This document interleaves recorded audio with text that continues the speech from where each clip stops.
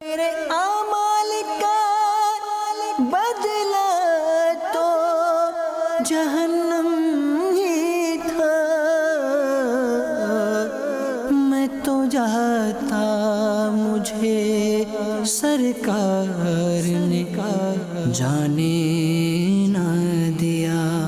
الحمدللہ رب العالمین والصلاة والسلام علی سید المرسلین، اما بعد فاعوذ باللہ من الشیطان الرجیم، بسم اللہ الرحمن الرحیم۔ پڑھیے الصلاة والسلام علیک یا رسول اللہ وعلی آلک واصحابک یا حبیب اللہ۔ الصلاة والسلام علیک یا نبی اللہ وعلی آلک واصحابک یا نور اللہ۔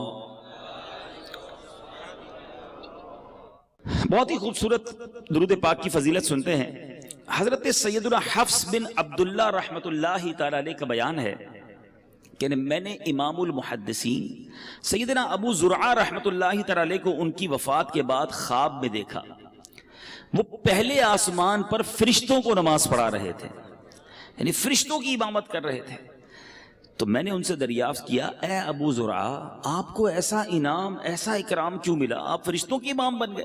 انہوں نے ارشاد فرمایا کہ میں نے اپنے ہاتھ سے 10 لاکھ حدیثیں لکھی ہیں، اور ہر حدیث میں عن النبی کے بعد صلی اللہ علیہ وسلم لکھا ہے، اور تم جانتے ہو کہ نبی رحمت صلی اللہ تعالی علیہ وسلم کا فرمان عالی شان ہے، جو مسلمان مجھ پر ایک مرتبہ درود شریف پڑھتا ہے، اللہ عز و جل اس پر 10 رحمتیں نازل فرماتا ہے۔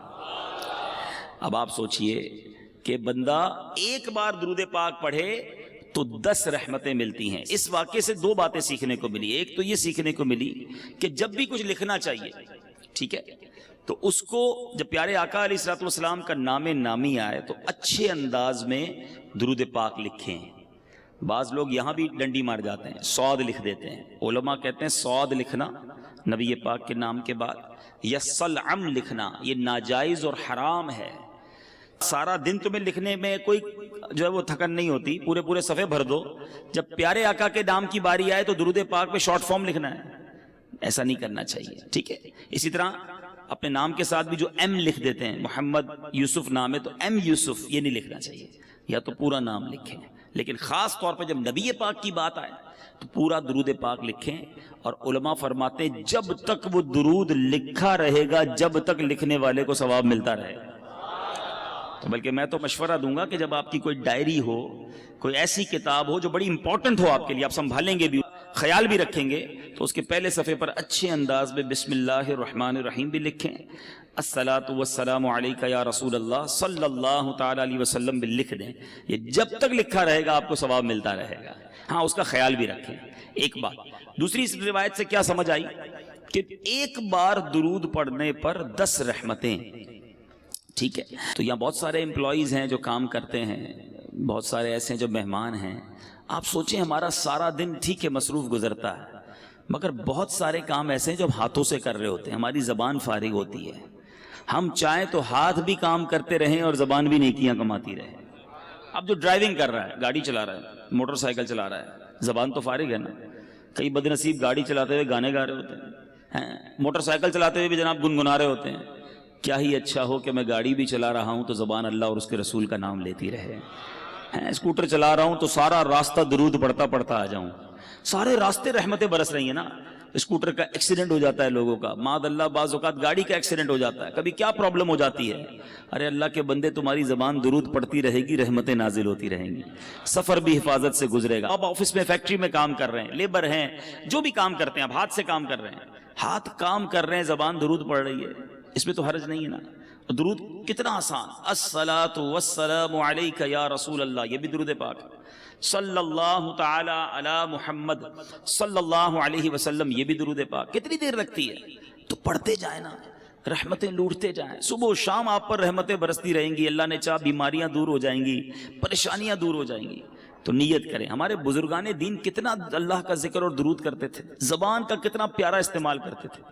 ایک بزرگ کے بارے میں آتا ہے، آپ جدھر سے گزرتے تھے نا درود پاک پڑھتے پڑھتے گزرتے یا ذکر اللہ کرتے کرتے گزرتے، ایک بار ایک راستے سے گزرے، دوبارہ آئے، دوبارہ اسی راستے سے گزرے، تو کسی نے کہا حضرت ابھی تو گزر کے گئے تھے، فرماتے ہیں ہاں گزر کر گیا تھا مگر اس راستے سے اللہ کا ذکر کرنا بھول گیا تھا، میں چاہتا ہوں میں جس گلی سے گزروں، جس سڑک سے گزروں، اللہ کے ذکر کا اس سڑک کو، اس زمین کو گواہ کرتا ہوا جاؤں۔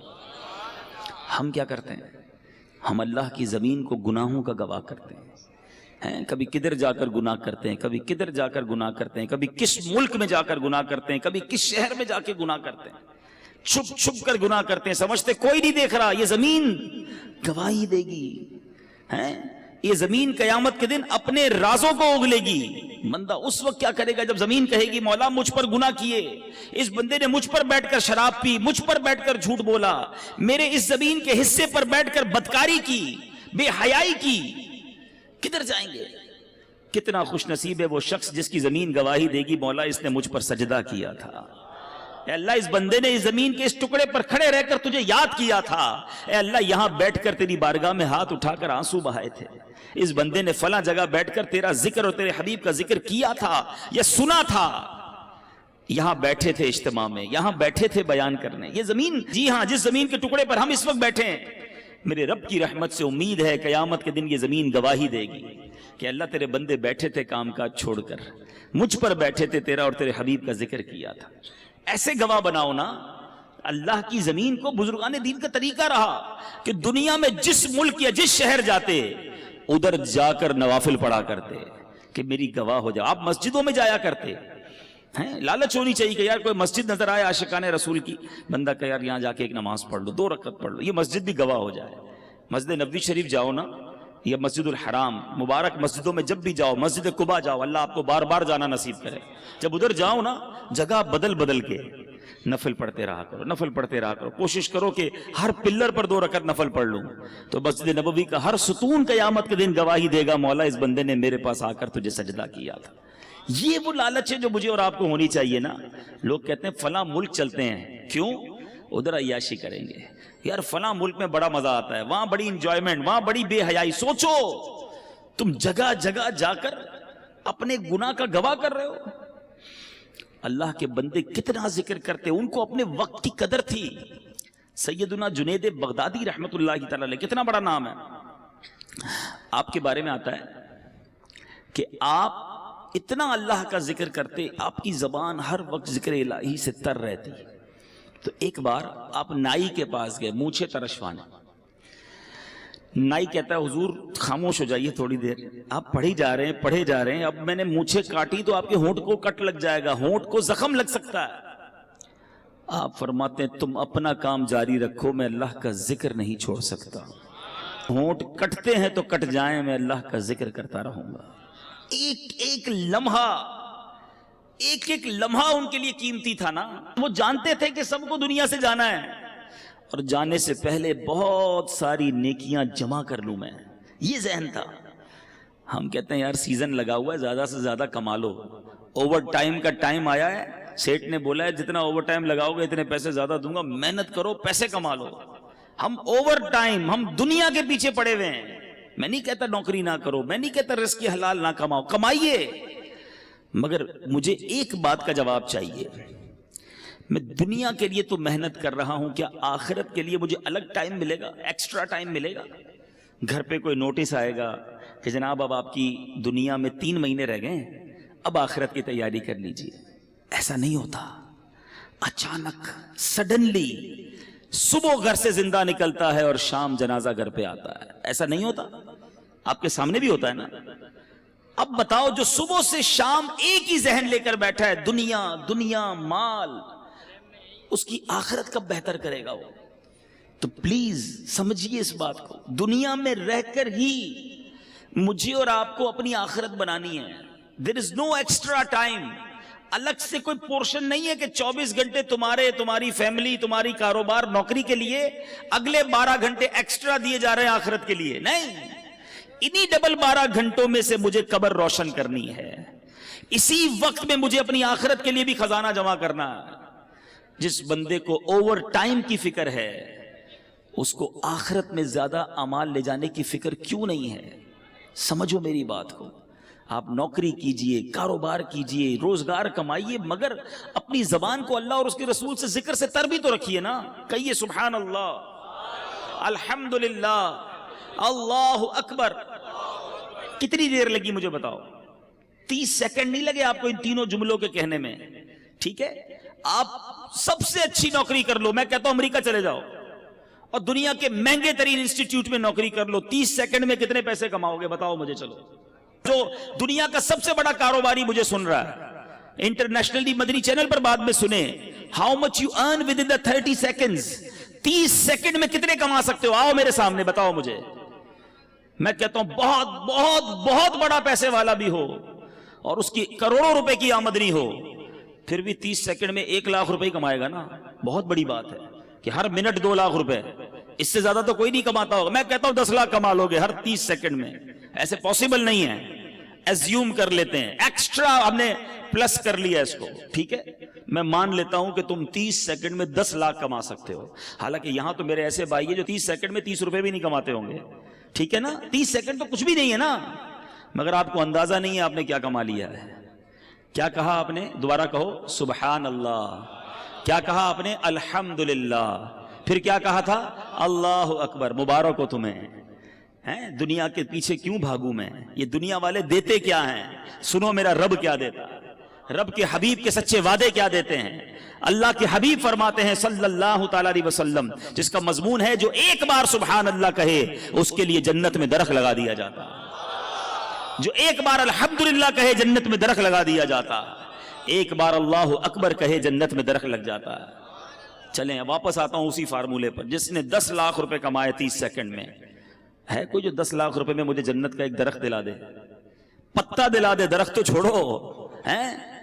تمہارے کروڑوں روپے جمع ہو جائیں تو جنت میں داخل بھی نہیں ہو سکتے، مگر اللہ کے نبی کے سچے وعدے ہیں. میں مسلمان ہوں نا، مجھے اپنے نبی کے ہر بات پر یقین ہونا چاہیے.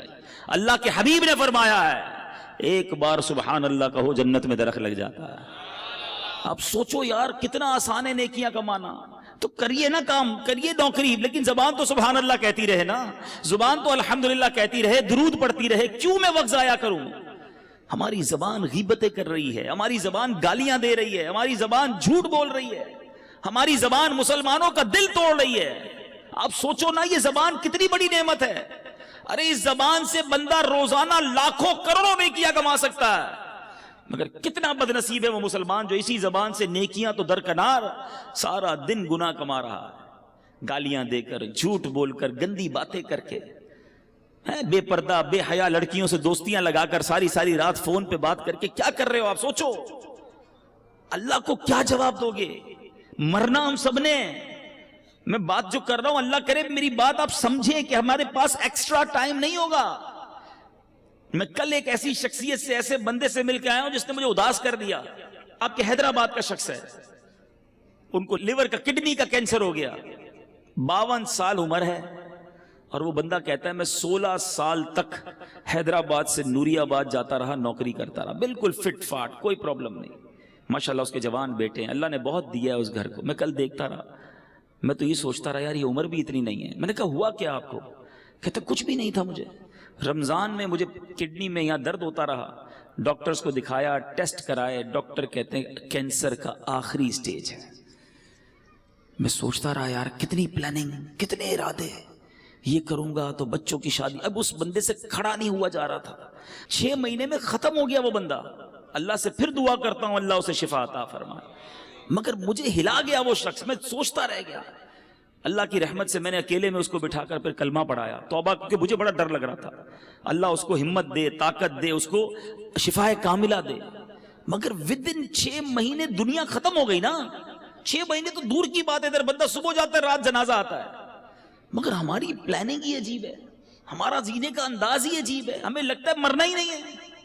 ہماری زندگی میں سارا شیڈول ہے کہ اتنے سال بعد شادی کروں گا، شادی ہو گئی تو بچے ہوں گے، بچوں کو پھر فلاں اسکول میں پڑھاؤں گا، اس کے بعد بچوں کی شادیاں کروں گا، ایک گھر ہے تو بڑا گھر لوں گا، ایک فیکٹری ہے تو اور فیکٹری لگاؤں گا. یہی پلاننگ.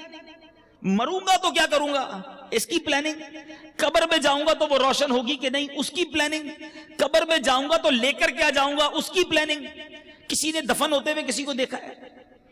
کوئی ہے جو تدفین کے وقت سارے گئے ہوں گے.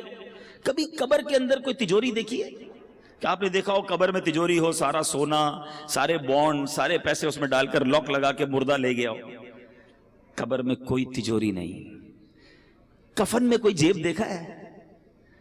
کفن میں کوئی جیب نہیں.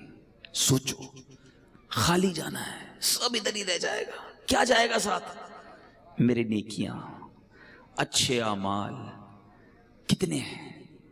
اب سوال یہ ہے نا, جب جاگا جو میرے ساتھ جائے گا وہ کتنے ہیں, اس کی کتنی تیاری ہے؟ ابھی جوان بیٹھے ہیں سارے, کہتے ہیں جناب بالکل نیکیاں کریں گے, لیکن ابھی تو مزے کی عمر ہے نا. 50 سال کا ہو جاؤں پھر اللہ اللہ ہی کروں گا, پھر تو داڑھی بھی رکھ لوں گا, پھر نماز بھی پڑھوں گا, پھر روزے بھی رکھوں گا. ابھی تو مزے کے دن ہیں. کیا جوان نہیں مرتے؟ کیا نوجوانوں کو مرتے نہیں دیکھا؟ کب تیاری کرو گے؟ ایسے کئی جوان پہنچ گئے قبر میں جنہوں نے نیت کی تھی بوڑھا ہو کر نماز پڑھوں گا, نہیں ملا بوڑھا ہونے کا موقع. ایسے کئی لوگ قبر میں پہنچ گئے جنہوں نے نیت کی تھی مدینے جاؤں گا پھر داڑھی رکھوں گا, نہیں جا سکے اور چلے گئے قبر میں. ایسے کئی چلے گئے قبر میں جنہوں نے کہا تھا اگلی رمضان سے پورے روزے رکھوں گا, رمضان نہیں آیا وہ قبر میں چلے گئے. ہوئے نامور بے نشاں کیسے کیسے, زمین کھا گئی نوجوان کیسے کیسے. جگہ جی لگانے کی دنیا نہیں ہے, یہ عبرت کی جا ہے, تماشا نہیں ہے. اللہ کی رحمت سے میں آپ کو جو بات سمجھانا چاہ رہا ہوں نا, میں یہ نہیں کہتا زندگی کو جب آپ ساری زندگی چھوڑ دو, آپ کاروبار کیجئے, حلال کیجئے, نوکری کیجئے, حلال کیجئے, اپنی فیملی کے ساتھ وقت گزاریے, بالکل گزاریے, اپنے بچوں کے ساتھ خوش رہیے, خوش رہیے. شریعت نہیں کہتی کہ جناب آپ ساری فیملی گھر بار چھوڑ کر فقط اللہ اللہ کرتے رہیں. گھر بار, کاروبار, family, every thing is okay, enjoy کیجئے اپنی لائف کو, مگر شریعت کے دائرے میں رہ کر, نماز کی پابندی کر کے, حلال روزی کما کے, جھوٹ, غیبت, بدگمانی, بد کلامی, بد اخلاقی, اس سے بچ کر, بے حیائی سے بچ کر کیا زندگی انجوائے نہیں کی جا سکتی؟ شیطان ہمارے دل میں یہ ڈالتا ہے کہ گناہ کر کے ہی انجوائمنٹ ہے, یہ غلطی ہے. ساری رات فلم دیکھنے والے کو کیا پتا کہ رات اللہ کے نبی کی یاد میں آنسو بہانے کا مزہ کیا ہے. وہ سمجھتا ہے فلموں میں ہی مزہ ہے. ساری رات ٹیلی فون پر گندی کرنے کی بجائے کسی کو کیا پتا کہ سو کر تہجد پڑھ کے اللہ کی بارگاہ میں آنسو بہانے کا لطف کیا ہے. وہ لطف دیکھا نہیں ہے نا. جس کو فلموں کی عادت ہے وہ سمجھتا ہے فلم دیکھوں گا نہیں تو نیند ہی نہیں آئے گی.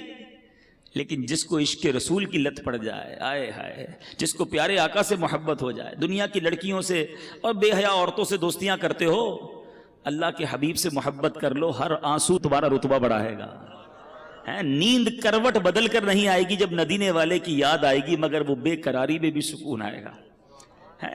کیا خوبصورت بات مولانا حسن رضا خان صاحب لکھتے ہیں نا, میرے دل کو درد الفت وہ سکون دے الہی, میری بے قراریوں کو نہ کبھی قرار آئے, نہیں چاہیے ہمیں قرار. پیارے آقا کے عشق کی بے قراری مل جائے تو پھر بے قراری کا ہی لطف ہے. ہاں یہ وہ آگ ہے, دنیا کے عشق میں کوئی گرفتار ہوتا ہے نا, اسے آگ لگتی ہے, پرابلم ہوتی ہے, نہیں مزہ آتا محبوب کے بغیر. اور اگر محبوب نہ سنے, بات نہ مانے, محبوب سے جو چاہتا ہے وہ نہ ملے تو وہ بے قرار ہی رہتا ہے, آگ لگ جاتی ہے دل میں. آؤ میں بتاتا ہوں, ایک آگ عشق کی ایسی ہے جو لگا لو جہنم کی آگ بجھ جائے گی. اعلیٰ حضرت لکھتے ہیں, اے عشق تیرے صدقے جلنے سے چھٹے سستے, اے عشق تیرے صدقے جلنے سے چھٹے سستے, جو آگ بجھا دے گی وہ آگ لگائی ہے. یہ آگ لگاؤ نا جو وہ آگ بجھا دے. تو اے میرے میٹھے اسلامی بھائیوں, میں چلا تو کچھ اور بیان کرنے تھا, مگر چلیں یہ باتیں بھی بڑی پیاری ہیں کہ زبان کا صحیح استعمال کریں, اپنے وقت کی قدر کریں. یہ وقت جو ہے نا یہ موتی ہیں, سانس کی مالا جو ہے نا, دیکھیں کبھی غور کیا ہم نے, جو ہماری جو بریتھ ہے, سانس ہے, یہ ساری کاؤنٹنگ کی ہوئی ہیں, آپ کو معلوم ہے. یعنی ہماری سانسیں بھی یہ گنی ہوئی ہیں. اگر بندہ اس کی قدر نہ کرے تو یہ سانسیں تو ختم ہو جائیں گی نا. اے میرے میٹھے اسلامی بھائیوں, ایک ایک سانس کاؤنٹڈ ہے. میں نے آپ سے گفتگو کے دوران بہت ساری سانسیں لے لی ہیں اور آپ نے بہت ساری سانسیں لے لی ہیں. یہ اتنی سانسیں میری ختم ہو گئیں, اب نہیں پتہ کتنی باقی ہیں. ہم سب کا موت کا وقت مقرر ہے, ڈسائیڈڈ ہے, ہمیں نہیں پتا. اچھا پتہ ہے موت کا وقت بھی مقرر ہے اور موت کی جگہ بھی مقرر ہے. بندہ کسی نہ کسی بہانے سے ادھر پہنچتا ہے. آپ نے دیکھا ہوگا نہیں چاہتے جاتے بھی کسی کی گاڑی میں بیٹھ جاتا ہے, یا اچانک کسی گاڑی سے اتر جاتا ہے. جو اتر جاتا ہے وہ بچ جاتا ہے, جو بیٹھ جاتا ہے وہ چلا جاتا ہے. سنا ہوگا نا آپ, کیا تھا؟ وقت مقرر تھا. جو اتر گیا اس کا ٹائم نہیں آیا تھا. اٹ مینز آگاہ اپنی موت سے کوئی بشر نہیں, آگاہ اپنی موت سے کوئی بشر نہیں. سامان 100 برس کا ہے, پل کی خبر نہیں. اب سوچئے میرے میٹھے اسلامی بھائیوں, جب پل کی خبر نہیں ہے تو پھر برسوں کی فکر کیوں کرتے ہو؟ پتہ ہے صبح جب ہوتی ہے تو دن کیا اعلان کرتا ہے؟ ابھی دن نکلا ہوا ہے نا. پیارے آقا علیہ الصلوۃ والسلام فرماتے ہیں جب روز صبح سورج طلوع ہوتا ہے, نکلتا ہے, تو اس وقت دن یہ اعلان کرتا ہے کہ آج کوئی اچھا کام کرنا ہے تو کر لو, میں پھر پلٹ کر نہیں آؤں گا. آج کا دن کل نہیں آئے گا, پھر کبھی نہیں آئے گا ہماری زندگی میں. لیکن ہمیں احساس ہی نہیں ہے. آپ میں سے بہت ساروں نے اسٹوڈنٹ لائف گزاری ہوگی نا, اسکول کی لائف گزاری ہوگی, مدرسے میں پڑھے ہوں گے. جب امتحان آتے تھے تو کیا کرتے تھے؟ بالکل امتحان قریب آ جاتا تھا, ٹینشن. بعض طلبہ کو نیند نہیں آتی تھی, یار کل کیا ہوگا, امتحان کیسے دیں گے. رات بھر جا کے تیاری, دوستوں کو بلایا, فون کیا, نوٹس لیے. جیسے جیسے امتحان قریب آتا گیا طالب علم کی بے چینی بڑھتی گئی. ہم بھی تو ایک امتحان کے قریب ہو رہے ہیں. آپ کو معلوم ہے ہر گزرتا دن ہم قبر کے قریب ہو رہے ہیں. یہ تو طے ہے نا. برتھ ڈے مناتے لوگ, بڑا خوش ہوتے ہیں. ایک سال جناب 40 سال کا ہو گیا. اللہ کے بندے ایک سال تیری زندگی سے کم ہو گیا. ہیپی نیو ایئر مناتے ہیں. آج تک سمجھ نہیں آئی, تاریخ بدلتی ہے, ہم بھی وہی رہتے ہیں, ملک بھی وہی رہتا ہے, موسم بھی وہی رہتا ہے. کس بات کی خوشی ہے بھائی؟ اور اس ہیپی نیو ایئر کے نام پر جو طوفان بدتمیزی, حرام کام ہو رہے ہیں, کس چیز کی خوشی ہے؟ اللہ کے بندوں اور موت کے قریب ہو رہے ہو. تمہیں تو فکر بڑھنی چاہیے تھی. امتحان کی ڈیٹ قریب آتی تھی ہم بے چین ہو جاتے تھے. ہر روز میں قبر کے قریب ہو رہا ہوں, کبھی تو بے چینی ہو. ایک بار ایک باپ اور بیٹا سوئے ہوئے تھے. بیٹا رات کو اٹھ گیا, رات کو اٹھ کر رونے لگا. باپ نے کہا بیٹا کیوں رو رہے ہو, کیا ہو گیا؟ کہتا ابو جان بات یہ ہے کہ صبح مجھے کل قاری صاحب نے ایک سبق دیا تھا, اب مجھے کل استاد صاحب کو وہ سبق سنانا ہے, سبق یاد نہیں ہوا ہے. اب استاد صاحب کو نہیں سناؤں گا تو انہوں نے سزا دینی ہے. یہ سن کر باپ بھی رونے لگ گیا. کمال کا باپ تھا, رونے لگ گیا. کسی نے پوچھا کہ تم کیوں رو رہے ہو؟ کہتا میرے بیٹے کو ایک سبق یاد نہیں ہے, اس کے لیے رو رہا ہے کہ قاری صاحب کو کیا جواب دوں گا. میں نے تو اللہ کی کتنی نافرمانیاں کی ہیں, اللہ کی بارگاہ میں کھڑا کر کے ہڑا ہوا تو کیا جواب دوں گا. اس کو ایک دن سبق سنانا ہے, اس کو بے چینی ہے. مجھے ساری زندگی کا حساب دینا ہے, میں کیسے سو رہا ہوں. کبھی زندگی میں ایسا ہوا؟ ذرا سوچئے. بہت سارے ایسے تو ہوں گے کہ ڈاکٹر اگر کوئی بیٹھا ہو یہاں پر تو ڈاکٹر صاحب بتائیں گے کہ ان کے پاس بہت سارے لوگ آ کر کہتے ہیں ڈاکٹر صاحب بلڈ پریشر بڑھ گیا ہے, شوگر بڑھ گئی ہے, ٹینشن میں نیند نہیں آتی. تو ڈاکٹر صاحب پوچھتے ہوں گے کہ بیٹا بھائی جان کیوں نہیں آتی نیند؟ تو کہتے ہوں گے کاروبار کی مشکل ہے, بچے جوان ہو گئے ہیں, شادی کرنی ہے, ٹینشن بہت ہے, اس لیے شوگر ہو گئی, اس لیے بلڈ پریشر ہو گیا, اس لیے نیند نہیں آتی. کوئی ایک ایسا آتا ہے ڈاکٹر کے پاس, ڈاکٹر صاحب ساری رات سو نہیں سکتا کہ میری مغفرت ہوگی کہ نہیں, میں بخشا جاؤں گا کہ نہیں, میں ایمان سلامت لے کر جاؤں گا کہ نہیں. ہو سکتا ہے آپ میں سے کوئی سوچے یار یہ کیسی باتیں کر رہے ہیں, یہ بھی کوئی ٹینشن ہے؟ ارے اللہ والوں کو اس کی کتنی ٹینشن ہوتی تھی. آپ کو پتہ ہے نبی پاک صلی اللہ تعالیٰ علیہ وسلم کی ایک بڑی مشہور دعا ہے. آقا تو بخشے بخشائے ہیں نا, ان کے صدقے ہم بخشے جائیں گے, مگر نبی پاک کی دعا سنو.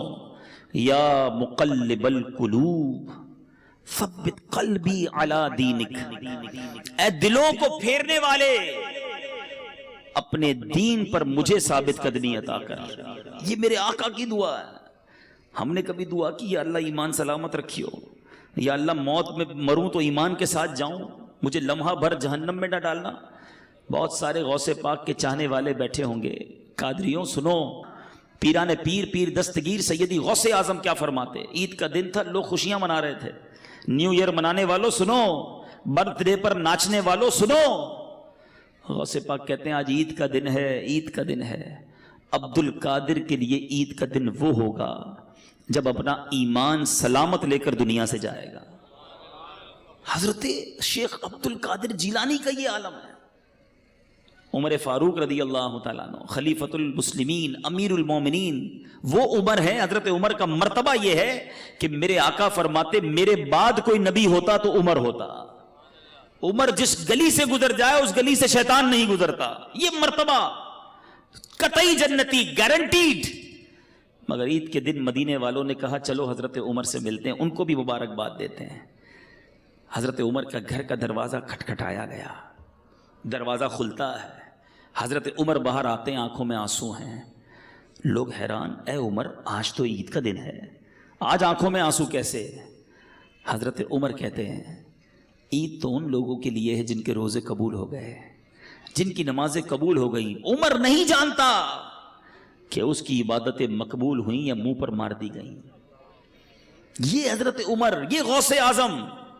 میں اور آپ تو گناہوں کے انبار ہیں سر پر, مگر کوئی شرمندگی نہیں ہے, کوئی ٹینشن نہیں ہے, کوئی دعا نہیں ہے, کوئی جس کو کہیں جھرجھری آ جائے کہ یار بنے گا کیا میرا.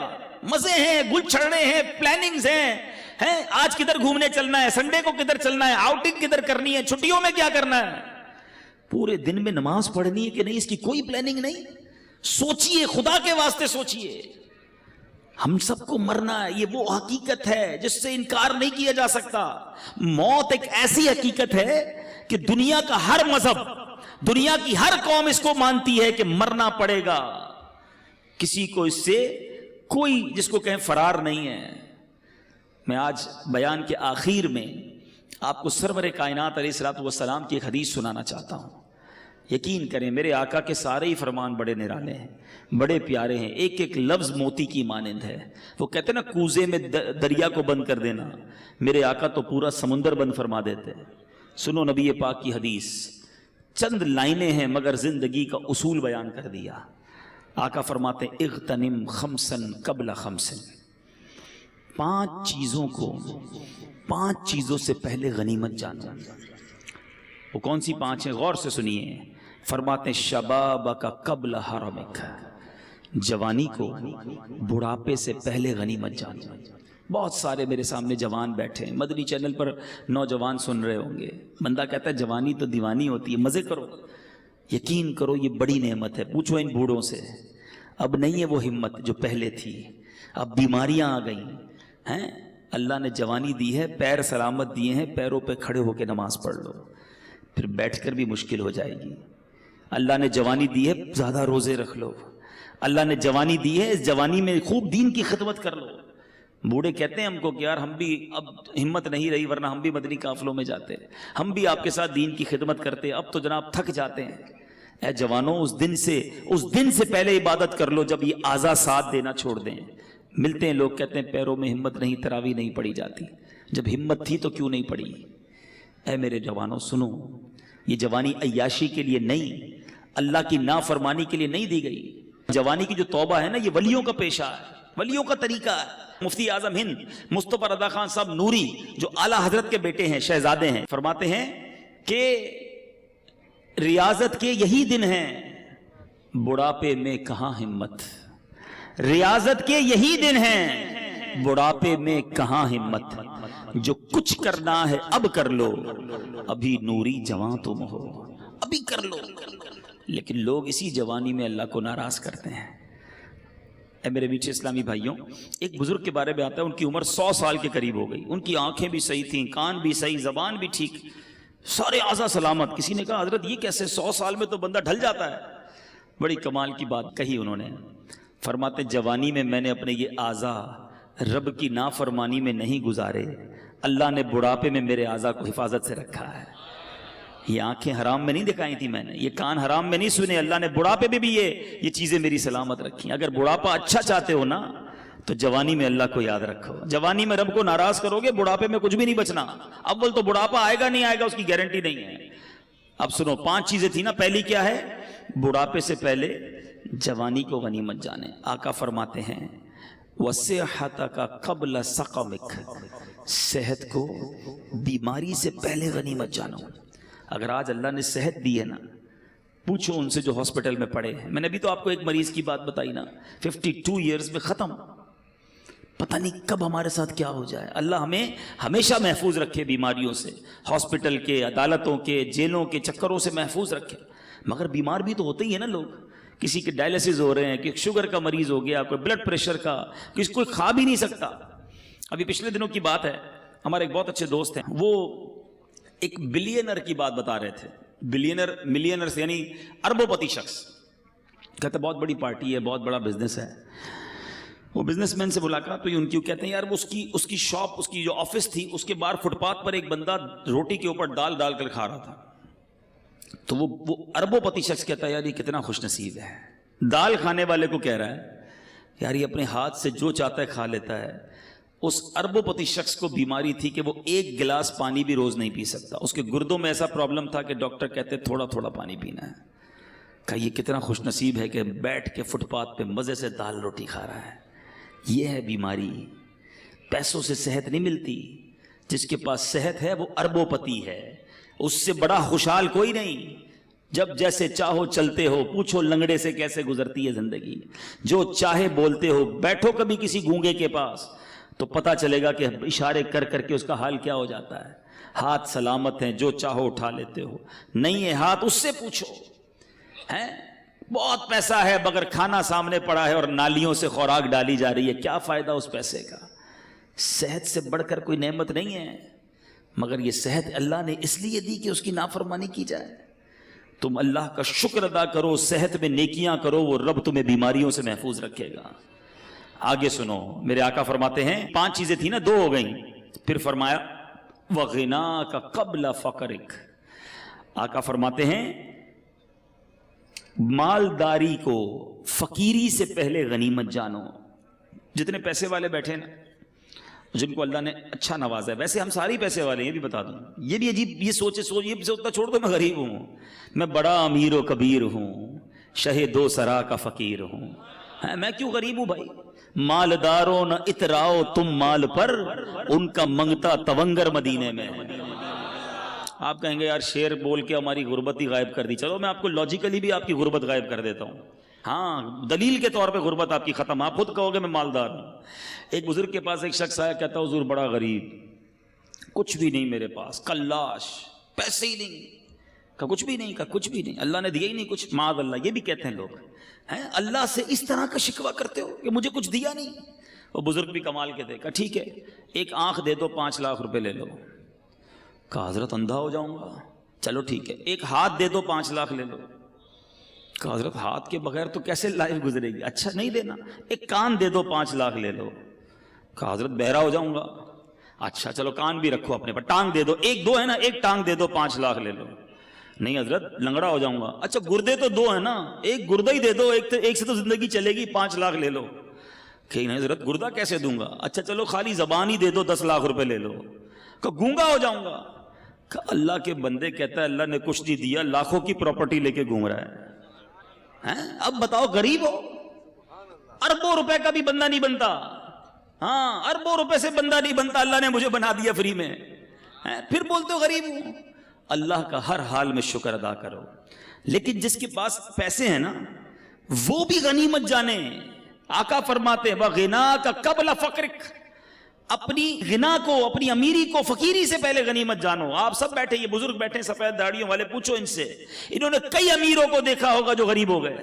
زیرو ہو جاتا ہے بندہ، اچانک چکر گھومتا ہے.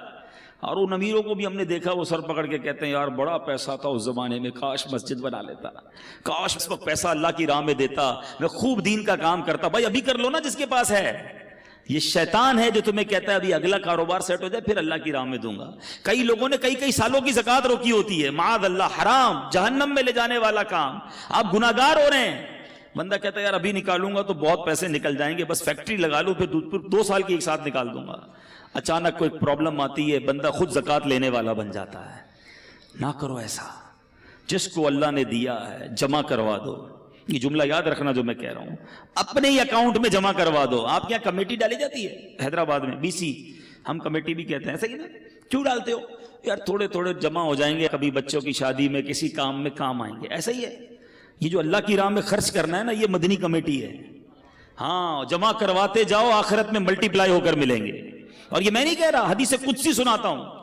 اللہ کے حبیب فرماتے ہیں کہ رب ارشاد فرماتا ہے، اس کا مضمون یہ ہے، اے ابن آدم، سنو الفاظ، سننا ایمان تازہ ہو جائے گا. ادھر ادھر کی انشورنس کرانے والوں سنو. اللہ فرماتا ہے اے ابن آدم، اپنا مال میرے پاس جمع کروا دے. اللہ فرما رہا ہے، مال بھی اللہ کا ہے، پھر بھی فرماتا ہے تیرا مال میرے پاس جمع کروا دے، نہ جلے گا، نہ ڈوبے گا، نہ کم ہوگا. گارنٹی دیکھو، نہ جلے گا، نہ ڈوبے گا، نہ کم ہوگا، بلکہ میں تجھے اس دن لوٹاؤں گا جب تجھے ایک ایک نیکی کی ضرورت ہوگی. یا تو میرے اکاؤنٹ میں جمع ہو گیا نا، جتنا دوں گا جمع ہو رہا ہے. عقل مند ہے وہ شخص، یقین کریں عقل مند ہے. لوگ 2.5% زکات نکال کے بریک لگا دیتے ہیں کہ دے دی نا بھائی. اسلامی بھائیوں کو جواب دیتے ہیں، بھائی اس سال کی زکات پوری ہو گئی، اگلے سال آنا. وہ اللہ کے بندو، اللہ نے دینا بند کر دیا؟ وہ دیے جا رہا ہے، تم بھی دیے جاؤ. روایتوں کا مضمون ہے، گن گن کر خرچ نہ کرو، ورنہ وہ رب کریم بھی تمہیں گن گن کر عطا فرمائے گا. جب وہ بغیر گنے دیے جا رہا ہے، تم بھی دیتے جاؤ. تم دے کر احسان نہیں کر رہے. یہ جتنے اسلامی بھائی بیٹھے نا، اچھا یہ بھی ایک پرابلم ہے. اب لوگ کہیں گے یار یہ بہت اچھا بیان ہے، مگر یہ تو فیکٹری کے مالک صاحب کے لیے، ہمارے لیے تھوڑی ایسی تو نوکری کرتے ہیں، ہم کیا دیں گے؟ یہی گڑبڑ ہے. ہر انسان کو اپنی حیثیت کے مطابق دینا چاہیے، چاہے 2 روپے دیں، چاہے 10 روپے دیں، چاہے 100 روپے دیں.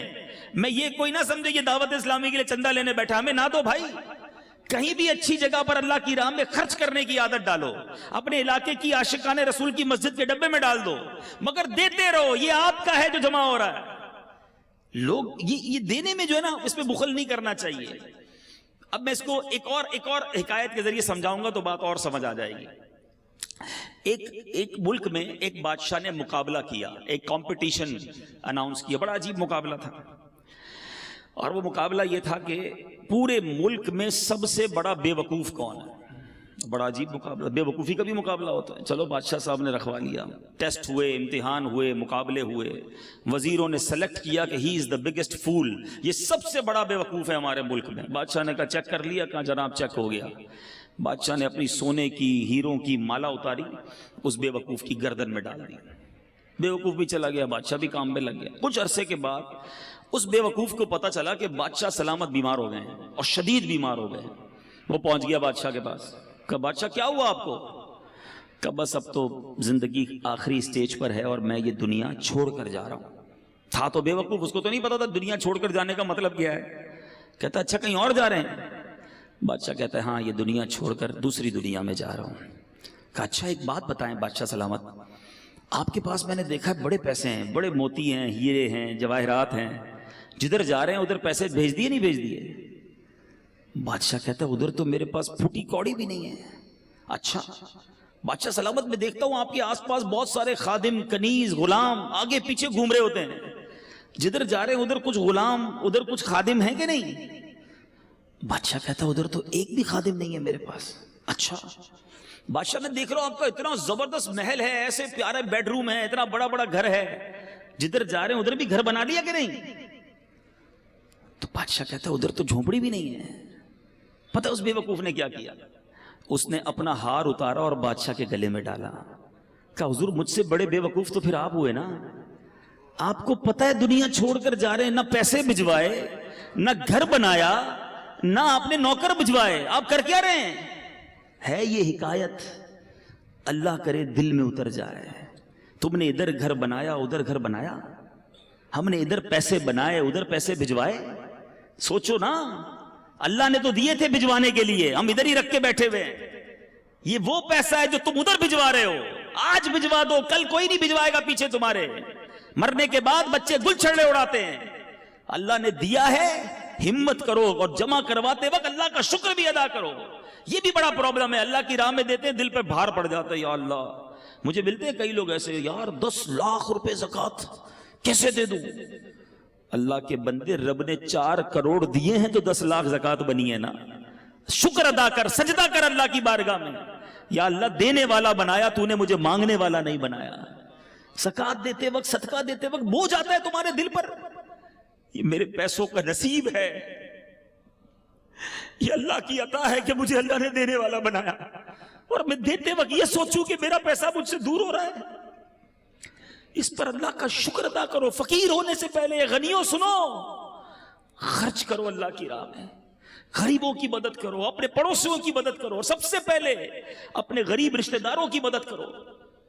دیکھو انشاءاللہ اللہ کتنا دے گا, اور یہ ایک ایک روپیہ تمہیں کام آئے گا قیامت کے دن. ایک ایک روپیہ تمہیں جنت میں دے گا اللہ, اور ملٹی پلائی کر کے واپس دے گا. ایک روپیہ نہیں دے گا, وہ اپنے کرم سے خزانے عطا فرمائے گا. میرے نبی کی اس حدیث کو یاد کر لو. آگے سنو, میرے آقا فرماتے ہیں, 3 باتیں ہو گئی. نبی پاک فرماتے ہیں وَفَرَاغَكَ قَبْلَ شُغْلِكَ, فراغت کو, مصروف ہونے سے پہلے غنیمت جانو. کئی اسلامی بھائی بہت فارغ ہوتے ہیں, جاب کی اس کے بعد شام کو فارغ. آپ کیا کرتے ہیں شام کو؟ کچھ بھی نہیں کرتا. او اللہ کے بندے, کچھ قرآن پڑھ لو, کچھ تفسیر پڑھ لو, قرآن صحیح پڑھنا سیکھ لو, علم دین حاصل کر لو. اس فراغت کے ٹائم کو کچھ آخرت کے لیے خرچ کر لو. بعد میں جا کے جب احساس ہوتا ہے کہ یار کچھ بھی نہیں سیکھا اور اب ٹائم بھی نہیں ہے, ایسا نہ کرو. فراغت بڑی نعمت ہے. جس کے پاس ٹائم ہے اس ٹائم کو اچھے کام میں استعمال کر لو. آؤ نا, دعوت اسلامی آپ کے سامنے ہے, شامل ہو کر اپنی دنیا بھی بنا رہے ہو, آخرت بھی بنانا شروع کر دو. 20 گھنٹے دنیا کو دو, 4 گھنٹے آخرت کو دے دو. اچھا 4 زیادہ ہیں, 2 گھنٹے دے دو, 1 گھنٹہ دے دو. 23 گھنٹے آپ کے, 1 گھنٹہ تو آخرت کو دو نا. پکڑ لو دعوت اسلامی والوں کو, مجھے بتاؤ میں روز 1 گھنٹہ کیا کر سکتا ہوں. میں دین کا کام کرنا چاہتا ہوں, اللہ نے مجھے وقت دیا ہے, میں اس وقت میں کوئی سنتوں کی خدمت کر کے جانا چاہتا ہوں. مجھ سے کوئی ایسا کام لے لو جو میری مغفرت کا اور ثواب جاریہ کا باعث بن جائے. آؤ نا, خود آ کے کام کرو. نہیں, فارغ ہے تو فلمیں دیکھنی ہے, فارغ ہے تو سوشل میڈیا پر بیٹھ جانا ہے, فارغ ہے تو ریموٹ لے کے ٹی وی دیکھنا ہے. خود سوچو, آپ اپنے وقت کو ضائع کر رہے ہو. مرنا ہے, وی ہیو ٹو ڈائی. کر لو جو کرنا ہے اسی دنیا میں. آخری بات میرے آقا فرماتے ہیں وَحَيَاتَكَ قَبْلَ مَوْتِكَ, زندگی کو موت سے پہلے غنیمت جانو. مرنے کے بعد ایک سبحان اللہ کہنے کا موقع بھی نہیں ملے گا. مرنے کے بعد ایک نماز پڑھنے کا موقع بھی نہیں ملے گا. بندہ مرنے کے بعد اللہ کی بارگاہ میں عرض کرے گا مولا واپس بھیج دے, ایک سجدہ کر لوں, 2 رکعت پڑھ لوں. اے اللہ واپس بھیج, اب ساری زندگی نماز جماعت سے پڑھوں گا, اب تہجد بھی نہیں چھوڑوں گا, امامہ بھی پہنوں گا, داڑھی بھی رکھوں گا. یعنی یہ بھی ہو سکتا ہے وہ کہے. پھر چانس نہیں ملنا. کر لو جو کرنا ہے اس دنیا میں. اللہ کرے کہ دل میں اتر جائے میری بات, سمجھیے اس بات کو. دعوت اسلامی بہت پیاری, یقین کریں اللہ کی بہت بڑی نعمت ہے ہمارے لیے. یہ تحریک اتنی خوبصورت ہے کہ بزنس مین کو کہتی ہے بزنس بھی کرو, حلال طریقے سے کرو, اس کے بعد آؤ دین کا کام بھی کر لو. اسٹوڈنٹ ہو آپ اسٹڈی پڑھیں, صحیح طریقے سے پڑھیں, حلال طریقے سے پڑھیں, اپنے اسکول میں بھی دین کا کام کر لو. اچھا آپ جناب نوکری کرتے ہیں, بالکل حلال طریقے سے نوکری کیجئے, مگر نمازوں کی پابندی بھی کیجئے, سچ بولیے, اور ساتھ ساتھ دین کا تھوڑا سا کام کر لیں. یعنی ہماری لائف کے اندر ایک ایسا سافٹ ویئر آ جاتا ہے کہ لائف بھی گزر رہی ہے اور آخرت بھی بن رہی ہے. دنیا بھی اچھی ہو رہی ہے, آخرت بھی اچھی ہو رہی ہے. اتنی پیاری تحریک ہے. ہمیں کبھی بھی یہ نہیں کہتی دعوت اسلامی سب کچھ چھوڑ دو, بس آ جاؤ ہمارے ساتھ اور مسجد کے کونے میں بیٹھ جاؤ. نہیں, آپ لائف گزاریں مگر شریعت کے مطابق گزاریں. آپ انجوائے کریں گے, یقین کریں. جو لوگ یہ کہتے ہیں نا یار یہ شریعت پر عمل کرنا مشکل ہے, یہ دور ہیں شریعت سے, یہ دین سے دور ہے, ان کو لگتا ہے مشکل ہے. دنیا میں سب سے فلیکسیبل, کبھی موقع ملا تو اس پر بیان کروں گا کہ موسٹ فلیکسیبل ریلیجن آن ارتھ, ساری کائنات میں اگر سب سے آسان اور جس کو آپ فلیکسیبل کہیں, جس کے اندر گنجائش ہے, وہ مذہب اسلام ہے. اس سے آسان مذہب کوئی نہیں ہے. مثال دے دیتا ہوں 2-3. آپ بیمار ہیں, کھڑے ہو کے نماز نہیں پڑھ سکتے, بیٹھ کے پڑھ لیں. بیٹھ کے نہیں پڑھ سکتے, لیٹ کے پڑھ لیں. پانی نہیں ہے تو تیمم کر لیں. سفر میں ہے تو روزے بھی اللہ نے معاف کر دیے, بعد میں رکھ لیں. سفر میں ہے تو قصر کر لیں نماز کو. پٹی لگی ہوئی ہے تو ڈاکٹر نے منع کیا ہے, نقصان ہے, اس پٹی کے اوپر آپ مسح کر لیں. ایوری تھنگ کا سولوشن ہے. جو پرابلم ہے, پیسے ہیں تو زکات دینی ہے, پیسے ہیں تو حج کرنا ہے. یعنی اتنی آسانیاں ہیں مذہب میں. دور رہنے والا سوچ رہا ہوتا کہ نہیں جناب بڑا مشکل ہے. اسلام سے آسان مذہب اور کوئی نہیں ہے, بلکہ دین فطرت ہے. اسلام پر عمل کرے تو صحیح زندگی گزرتی ہے, غلط گزر رہی ہوتی ہے جب اسلام سے دور ہوتے ہیں. تو آ جاؤ اے میرے میٹھے اسلامی بھائی, جو مالکان ہیں وہ بھی, جو مزدور ہیں وہ بھی, ہم سب مسلمان ہیں اور ہم سب کو اپنی آخرت کی فکر کرنی چاہیے. اللہ تعالیٰ آج جو بیان ہوا ہم نے سنا, اس پر عمل کرنے کی توفیق عطا فرمائے. اب پکی سچی پہلی نیت تو یہ کرنی ہے کہ آج کے بعد ہماری کوئی نماز قضا نہیں ہوگی. ایسا نہیں, ایسا نعرہ بلند کریں کہ شیطان ادھر سے بھاگ جائے. آج کے بعد ہماری کوئی نماز قضا نہیں ہوگی. ہاں اب اگر فیکٹری میں مسجد ہے تو بڑی بنا لیں بھائی، اب نمازی بڑھ جائیں گے انشاءاللہ، ٹھیک ہے؟ اچھا آج کے بعد جھوٹ نہیں بولیں گے انشاءاللہ، ٹھیک ہے؟ فقط حلال روزی کمائیں گے، ہاں یاد رکھنا حرام نہیں، اللہ حلال میں تمہیں برکت دے دے گا۔ جھوٹ بول کر جاب پر آنا، تاخیر سے آ کر بہانے بنانا، جھوٹی حاضری لگانا، سیٹ کو بنا لو گے، کیا کرے گا سیٹ؟ کچھ بھی نہیں کر سکتا ہے، اپنے سپروائزر کو ٹوسٹ کر لو گے، سپروائزر سے سیٹنگ بنا لو گے، مگر یہ چند سکے چند روپے جہنم کے انگارے نہ بن جائیں۔ حلال کماؤ، اللہ اس تھوڑے میں بھی تمہیں برکت دے دے گا، بیماریاں نہیں ہوں گی، پریشانیاں نہیں ہوں گی، آسانیاں ہو جائیں گی۔ تو اللہ تعالیٰ مجھے اور آپ کو عمل کرنے کی توفیق عطا فرمائے۔ اور ایک اور نیت انشاءاللہ، ہر جمعرات فیضان مدینہ میں ہر جمعرات دعوت اسلامی کا اجتماع ہوتا ہے۔ دیکھیں ابھی بھی آپ بیان میں آئے، کچھ سیکھنے کو ملا ہوگا نا، کچھ فرق پڑا ہے، کچھ دل پر اثر ہوا ہے، ایسا ہی ہے نا؟ لیکن ایک ہی بیان سے کیا ہوگا؟ ہر جمعرات آتے رہیں گے انشاءاللہ دل پر اثر ہوتا رہے گا۔ پتھر پر بھی کنٹینیو پانی گرتا رہے نا تو پتھر میں بھی سوراخ کر دیتا ہے، ہم بھی بار بار سنتے رہیں گے تو دل صاف ہو جائے گا۔ تو ایک تو مدنی چینل پابندی سے دیکھیں، اور ہر جمعرات انشاءاللہ آفندی ٹاؤن کے اجتماع میں آتے رہیں۔ اللہ تعالیٰ کی رحمت سے امید ہے کہ ہم بھی نیک بن جائیں گے، پرہیزگار بن جائیں گے، اللہ کے پسندیدہ بندے بن جائیں گے۔ صلو علی الحبیب۔ میرے اعمال کا بدلہ تو جہنم ہی تھا، میں تو جاتا مجھے سرکار نے جانے